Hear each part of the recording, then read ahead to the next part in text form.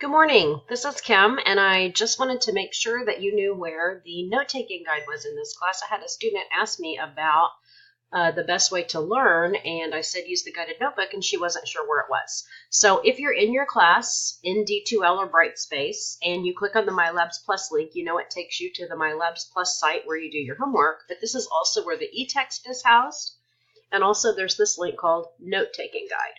So if I click on Note-Taking Guide, I have to click twice more to open it.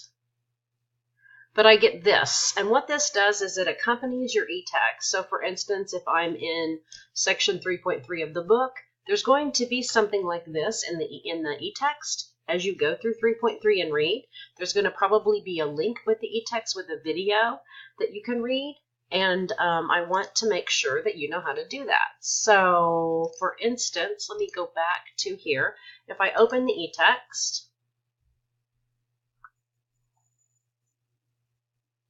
I bet it's, no, here we go, e-text. You can also do this through that VitalSource link that you're given for the e-text, but the e-text is housed in both places.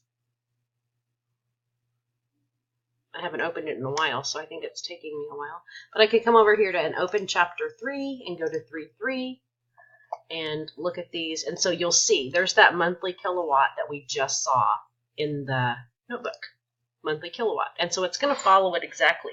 What this enables you to do is read through your e-text and fill out the notes.